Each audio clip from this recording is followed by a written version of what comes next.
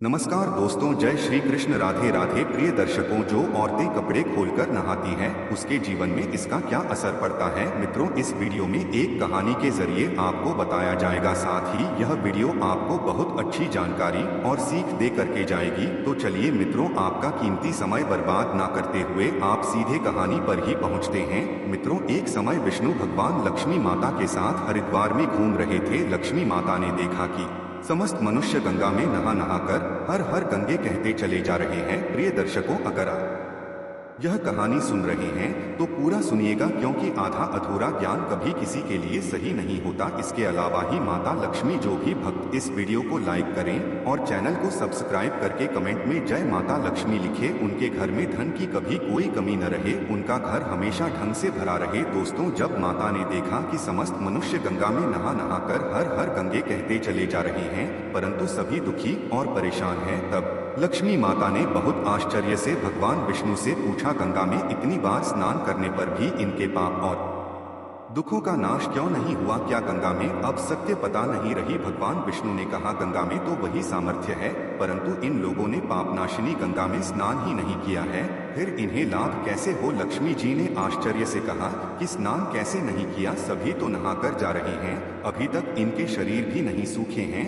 भगवान विष्णु ने कहा, यह लोग तो केवल जल में डुबकी लगाकर आ रहे हैं, तुम्हें कल इसका रहस्य समझाऊंगा। दूसरे दिन बहुत जोर की बरसात होने लगी, गलियां कीचड़ से भर गई। एक चौड़े रास्ते में एक गहरा गड्ढा था, चारों और कीचड़ भर रहा था और भगवान विष्णु ने लीला से वृद्ध रूप धारण कर लिया और विवश की इस तरह गड्ढा में जाकर ऐसे पर गए जैसे कोई मनुष्य चलता चलता गड्ढे में गिर पड़ा हो और निकलने की चेष्टा करने पर भी ना निकल पा रहा हो। लक्ष्मी जी को उन्होंने यह समझाकर गड्ढे के पास बैठा दिया कि देखो, तुम लोगों को सुना सुनाकर यूं पुकारती रही कि मेरे वृद्ध पति अकस्मात गड्ढे में गिर पड़े हैं, कोई पुण्य आत्मा इन्हें निकालकर इनके प्राण बचाए और हम असहाय की सहायता करें। और भगवान विष्णु ने यह भी समझा दिया कि जब कोई गड्ढे में से मुझे निकालने को तैयार हो तब इतना और कह देना कि मेरे पति सर्वथा निष्पाप है, इन्हें वही छुए जो खुद भी निष्पाप हो। यदि आप निष्पाप है तो इनके हाथ लगाइए, नहीं तो हाथ लगाते ही आप भस्म हो जाएंगे। लक्ष्मी जी तथास्तु कहकर गड्ढे के किनारे बैठ गई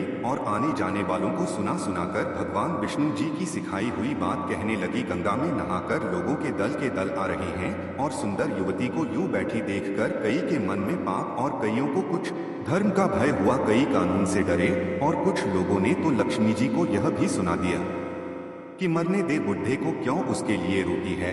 और कुछ दयालु चरित्रवान पुरुष थे, उन्होंने उस युवती के पति को निकालना चाहा, परंतु लक्ष्मी जी के वचन सुनकर वे भी रुक गए। उन्होंने सोचा कि हम गंगा में नहाकर आए हैं तो क्या हुआ, पापी तो है ही, कहीं सा रायता करते समय हम बस न हो जाएं। इस स्त्री के कथन के अनुसार हम खुद भस्म न हो जाएं। किसी का साहस नहीं हुआ, सैकड़ों आए, सैकड़ों ने पूछा और चले गए। संध्या हो चली, तब भगवान विष्णु ने माता लक्ष्मी से कहा, देखा आया कोई सच्चे हृदय से गंगा में नहाने वाला। तब थोड़ी देर बाद एक जवान हाथ में लौटा लिए हर हर गंगे करता हुआ निकला। लक्ष्मी जी ने उसे भी वही बात कही। युवक का हृदय करुणा से भर आया, उसने भगवान विष्णु को निकालने की तैयारी की। लक्ष्मी जी ने रोककर कहा कि भाई, यदि तुम सर्वथा निष्पाप नहीं होंगे तो मेरे पति को छूते ही जल जाओगे। उसने उसी समय बिना किसी संकोच के दृढ़ निश्चय के साथ लक्ष्मी जी से कहा कि माता, मेरे निष्पाप होने में तुझे संदेह क्यों होता है? देखती नहीं मैं अभी गंगा नहाकर आया हो, भला गंगा में गोता लगाने के बाद भी कभी पाप रहते हैं,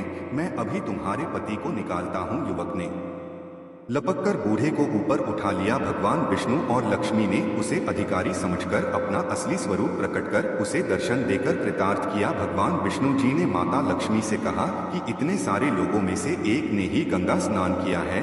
इसी दृष्टांत के अनुसार जो लोग बिना श्रद्धा और विश्वास के केवल दंभ के लिए गंगा स्नान करते हैं, उन्हें वास्तविक फल नहीं मिलता, परंतु इसका यह मतलब नहीं कि गंगा स्नान व्यर्थ जाता है। गंगा स्नान का बहुत पुण्य भी है। इसके बाद भगवान विष्णु जी नहीं माता लक्ष्मी जी से कहा, अब मैं आपको वह 12 बातें बताता हूँ। जो भी मनुष्य इन 12 बातों को नहाते समय ध्यान में रखता है वह कभी भी दुखी नहीं रहता है। उसके घर में माँ लक्ष्मी का वास होता है, उसके घर में अपार धन आता है, घर में कभी भी लड़ाई झगड़ा नहीं होते हैं, उसका पूरा परिवार हंसी खुशी जीवन व्यतीत करता है। तब माता लक्ष्मी ने कहा, हे भगवान, आप हमें यह 12 बातें बताई हैं। इसके बाद भगवान विष्णु उन बातों को ढूंढ बताना शुरू कर देते हैं और माता लक्ष्मी बहुत ध्यान से सुनने लगती है। दोस्तों, यह 12 बातें आप लोग भी बिल्कुल ध्यान से सुनना। इसके बाद भगवान विष्णु कहते हैं, प्रिय, यह 12 बातें बताने के बाद मैं आपको एक बात और बताऊंगा। जो औरतें कपड़े खोलकर स्नान करती हैं उनके लिए यह बात बहुत ही महत्वपूर्ण है।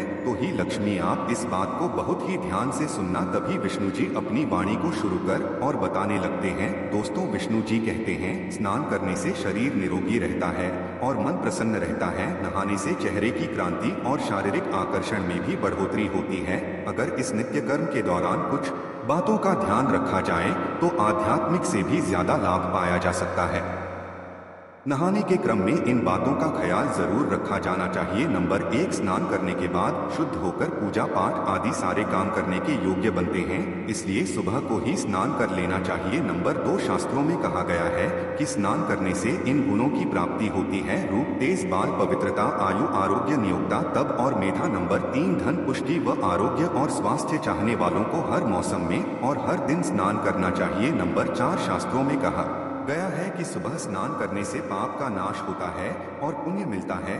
ऐसा कहा गया है कि सुबह नहाने वालों के पास नकारात्मक शक्तियां नहीं भटकती, इसीलिए सुबह स्नान करना ही उचित है। नंबर 5, बीमारी की हालत में सिर के नीचे से ही स्नान करना चाहिए। गीले कपड़े से शरीर को पोंछ लेना एक तरह का स्नान ही कहा गया है।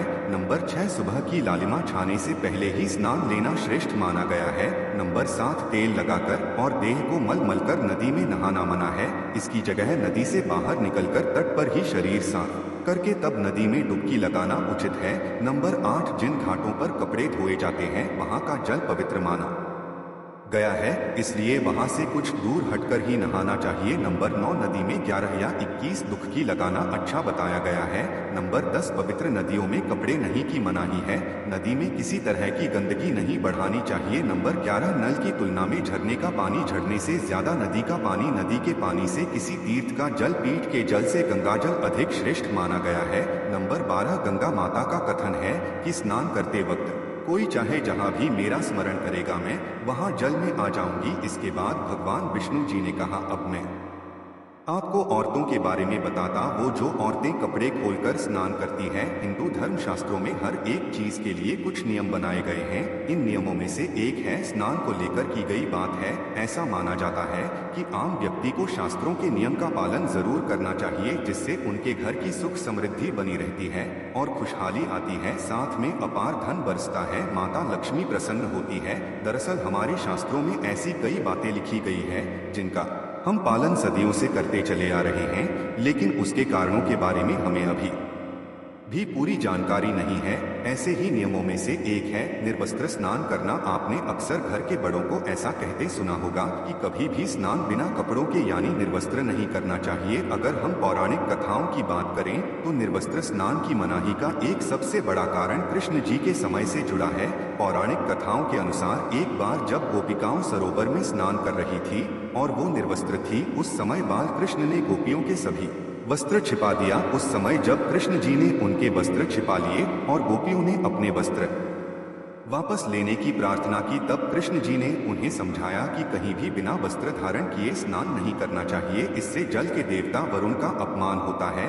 इसलिए आपको निर्वस्त्र स्नान न करने की सलाह दी जाती है। अगर आप नहाते समय या सोचते हैं कि बंद कमरे में कोई आपको नहीं देख रहा है तो ऐसा गलत है, क्योंकि ईश्वर आपको हर स्थान पर देखते हैं। और यदि आप निर्वस्त्र होकर स्नान कर रहे हैं तो यह मुख्य रूप से जल के देवता वरुण का अपमान करने जैसा होता है। निर्वस्त्र स्नान से आपको पाप लग सकता है और आर्थिक एवं शारीरिक नुकसान पहुंच सकते हैं। यदि आप निर्वस्त्र स्नान करते हैं तो आपके शरीर में नकारात्मक ऊर्जा प्रवेश करती है और आपकी मानसिकता भी नकारात्मक हो सकती है। इसीलिए हमेशा आपको यही सलाह दी जाती है कि आप नहाते समय कोई एक कपड़ा जरूर धारण करें, लेकिन बिना कपड़ों के स्नान ना करें, तभी आपके लिए बेहतर होगा। निर्वस्त्र स्नान से शरीर की सकारात्मक ऊर्जा शरीर से बाहर निकल सकती है और इसका प्रभाव आपके शरीर के साथ आपके मन मस्तिष्क में भी होता है। गरुड़ पुराण के अनुसार जब आप स्नान करते हैं तब आपके पितृ यानी मृत पूर्वज आपके आसपास मौजूद होते हैं। यदि आप निर्वस्त्र स्नान करते हैं तो आपको पितृ दोष लग सकता है। ऐसे स्नान करने से आपके पितरों को तृप्ति नहीं मिलती है और यह घर में पितृ दोष का कारण बन सकता है। और ये वस्त्रों से गिरने वाले जल को ग्रहण करते हैं जिनसे उनकी तृप्ति होती है। निर्वस्त्र स्नान करने से पितृ अतिरिक्त नाराज होते हैं जिनसे व्यक्ति का तेज बल, धन और सुख नष्ट होता है। इसलिए कभी भी निर्वस्त्र होकर स्नान नहीं करना चाहिए। पुराणों के अनुसार नहाने वाला पानी पूर्वजों के हिस्से में जहां आता है और निर्वस्त्र होकर नहाने से इसे पितरों के समक्ष बिना कपड़ों के नहाना माना जाता है। शास्त्रों में ऐसी मान्यता है कि यदि कोई निर्वस्त्र स्नान करता है तो माता लक्ष्मी उससे रूठ सकती है। इससे आपकी कुंडली में धन हानि के योग बन सकते हैं और आपकी आर्थिक स्थिति खराब हो सकती है। इन्हीं कारणों से आपको निर्वस्त्र स्नान न करने की सलाह दी जाती है और शास्त्रों में भी इस बात की मनाही है। तो प्रिय मित्रों, कैसी लगी आपको यह जानकारी? अगर जानकारी अच्छी लगी है, पसंद आई है तो कमेंट बॉक्स में जरूर बताना और हो सके तो अपने मित्रों को भी शेयर करना और हमारे चैनल को सब्सक्राइब अवश्य करना।